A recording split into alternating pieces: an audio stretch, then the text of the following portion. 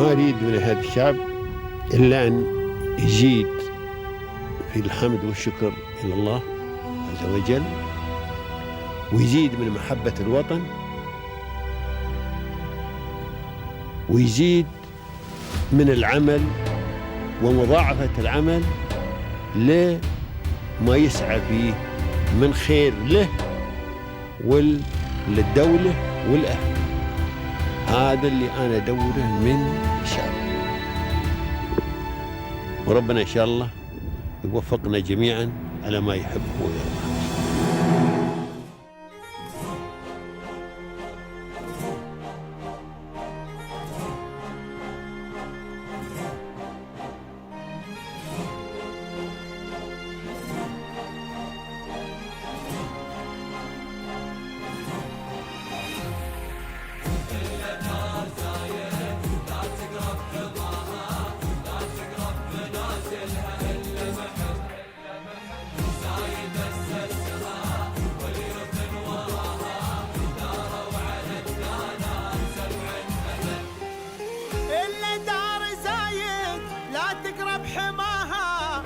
تقرب منازلها إلا محب زايد أسسها واليوث وراها داروا على الدانات 7 أبد.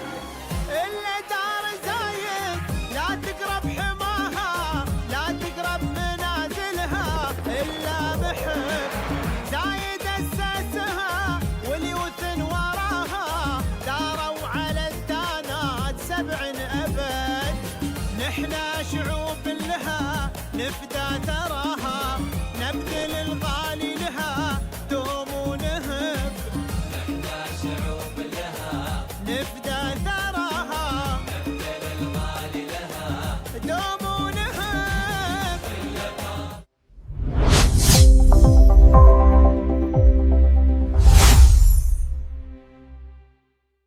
From the heart of the United Arab Emirates, where vision meets ambition and excellence becomes a way of life. Welcome to Pearls of Union, a platform that highlights inspiring leaders, innovators, and success stories shaping the future of our nation. Here we uncover journeys, ideas, and values that reflect the true spirit of the Union. In today's episode, we turn our focus to a story of growth, excellence, and dedication. So please welcome Ms. Devika Raveendran, and she is the founder and the CEO of DR Partners. Welcome, Ms., and I'm so pleased to host you today. Thank you so much for having me. Thank you. It is our pleasure. So, Miss, in the beginning, we need more details about you to present you to everyone. So, what were the key milestones in your academic and professional background, and what exceptional experiences have you gained along the way? Wow. So my academic grounding has been in law, and while I was pursuing my master's from National Law School, Bangalore, I won a UN fellowship. And the United Nations and the efforts and initiatives which were being carried out was one of the first turning points in my life, which got me so intrigued that I wanted to end up a career in UN, and which I did. So I started my career working for the United Nations High Commissioner for Refugees back in Delhi, assisting families who had fled persecution and who were displaced. Worked with them for a while, and then in mid-2000, I moved to Dubai, which was more of a second home. And as luck would have it, I ended up working for a multinational trust company, which was my onward journey, which I never thought would be the case, which helped me build my practice around family office advisory, wealth structuring.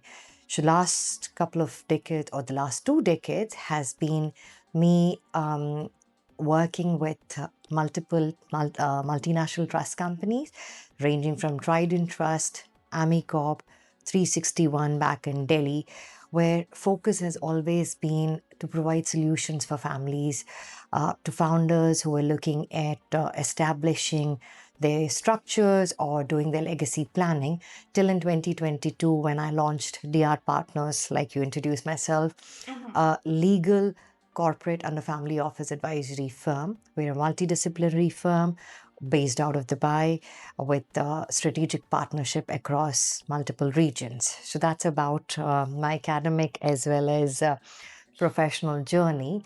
And exceptional experiences, I would say, has been primarily not what I received from college. It was more from what I learned from the real world. Sitting across families and family business owners, talking to them about wealth stewardship, which they were navigating, or to say founders who are actually build legacy from scratch, including refugees who at the very early stage of my career, I had to interview and help them understand. All those experiences is actually what has turned out to be my curriculum. And the experiences have been phenomenal and very enriching. And they have shaped who you are today. To a And great how you extent. lead. Yes. Perfect. So you started your company in 2022, right? For sure, you have a circle of supporters, the persons who believed in you and in your capacities. So who have encouraged you to have your own business? Initially, as every founder or every entrepreneur says, family plays a key role. Dad and mom were instrumental, so they have always supported me. Mentors that I found in my career in different stages, including my current mentor, who was kind enough to come on board as a director and be a chairman of DR Partners, Dr. Bhaskar Das Gupta. The mentors have been enormous, but in addition to the influence, I would say the support that a founder gets and the fact that a founder cannot build a business on their own is definitely going beyond to saying that it's just not about the mentor. It's also about the ecosystem, the country, the market, my team, and my clients who actually gave the trust and entrusted their mandates to us when we launched. So that came in definitely as a privilege, but trust me, it comes with a lot of responsibility too. Yes. So let's talk now about your company. How was the first step and what inspired you to start your own firm? So as I said, I was fortunate to start working with multinational trust companies across jurisdictions. And having worked with multinational companies, one thing which stood out was that most of the families that I worked with, they had the big names advising them, but those advice was boilerplate, which was not bespoke. And there was definitely a gap that I felt existed. When employees or the account managers moved, families were a bit confused because by the time somebody took over those relationships, there was an interim period when the family felt confused as to what needs to be done. And there were immediate and urgent requirements that the families need to meet with. It was very difficult for them. So the gap became my purpose. And my vision was to build a firm which actually lives by the families, understand what the risks they are going through, rather than being a product pusher. We have a vision to build a solutions-driven practice, which is not just limited to this generation, but the generations to come. Yeah. So, Miss, what sets your company apart from other traditional consulting firms? Okay, very interesting. So as a boutique firm, as I said, we're 4 years old, 10 members based out of Dubai and building our strategic partnership. One of the key distinguishing factors is that every family that we work with is personally known to me. So more than clients, have now started to become more of family. I get invited for their special occasions. The advice that we provide to them is a one-on-one. I know what the family requires. I become their go-to advisor. So the first distinguishing factor is that when a family mandates DR partners, they get to work with me and my senior team. The second is the network that we've managed to build. And as a part of the network, our offerings are just not limited to UAE. Our strategic partners helps these families navigate the cross-border regulatory framework. And I come from a background of having worked with over 40 jurisdictions, which definitely helps me understand what the family wants, evaluate the best case scenario given the current regulatory changes, and come up with an ideal solution for them. So that's the second part which I believe is making us stand out from the rest of the crowd. And also you are supporting families and companies entering new markets, right? Yes. Perfect. So, Miss, in your opinion, what makes the UAE a global hub for family offices and wealth management? Sure. UAE has been enormously successful in building two financial centers, let alone one, the Dubai International Financial Center as well as the Abu Dhabi Global Market, both giving immense confidence to families, family institutions, wealth managers to come in and establish a presence out here in the region. So that's definitely the case.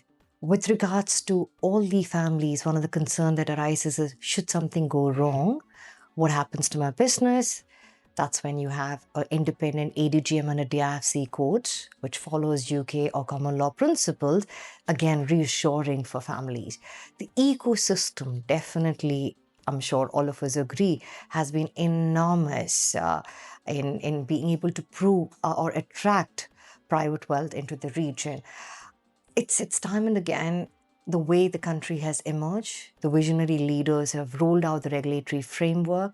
You think about an asset class, they roll out a regulatory framework. You want to get into the digital asset space, we have a virtual asset regulatory authority, which is one of the fastest growing service providers or regulators who is catering to those service providers who are looking at getting into the digital space.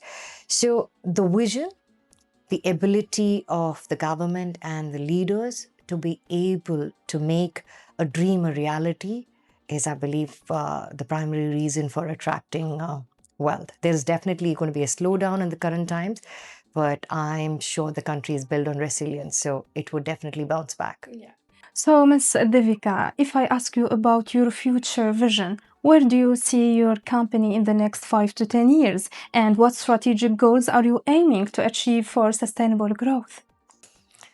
Interesting. That's a question or a aspect that keeps me wondering every now and then, and I keep revisiting and dreaming about what our partners would be. We definitely would become a regulated advisory platform. That's our vision.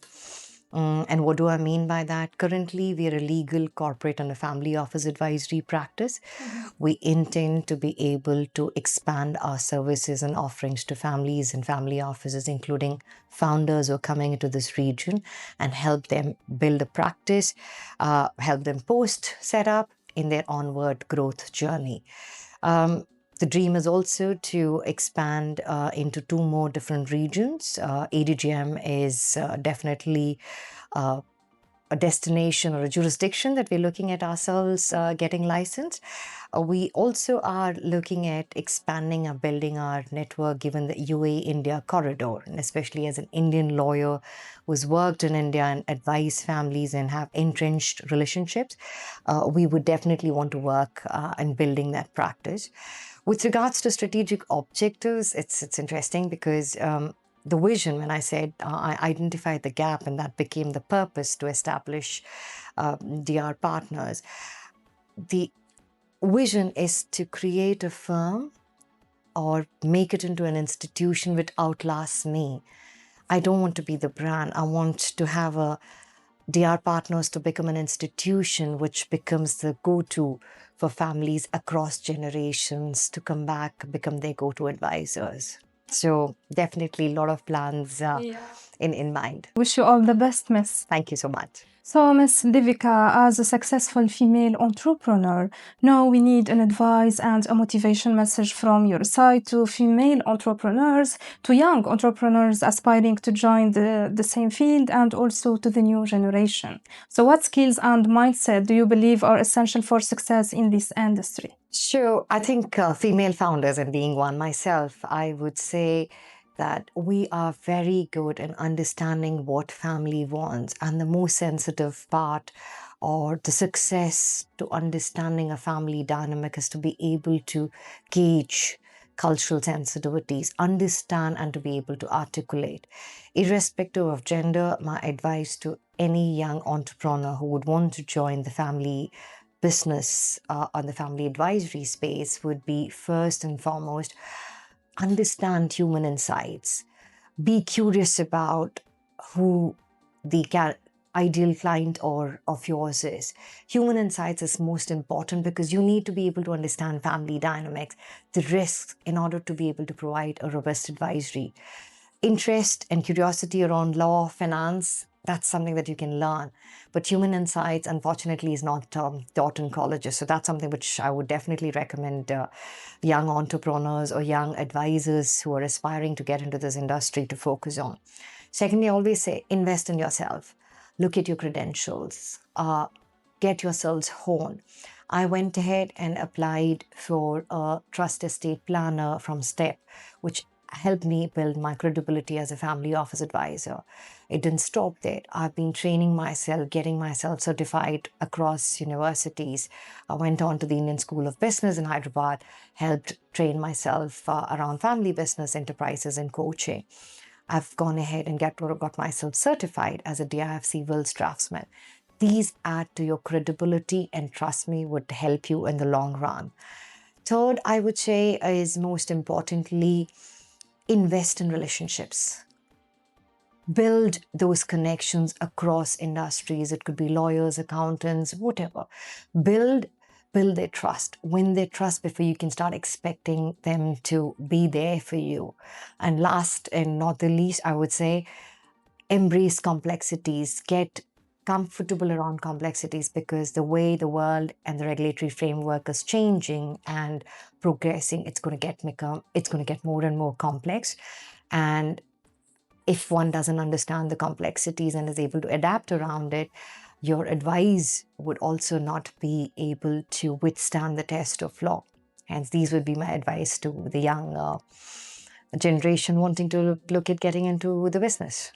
So these are the keys of success. I would like to believe so. Thank you so much, Miss, for your inspiring words. And now, as we come to the end of our episode, I would like to invite you to share a message of appreciation and gratitude to the UAE and its rulers. I would first of all thank the visionary leaders of the country who helped me as a young lawyer who came in here with a dream to build something of my own, to provide that ecosystem, provide the regulatory framework as a female founder, to provide the platform where hard work gets rewarded. These could have only been possible in a country like UAE. And Dubai has definitely not only helped me get our license in-house, it has helped us make DR partners. So in-depth gratitude to this country, to the visionary leaders for what they have been providing us.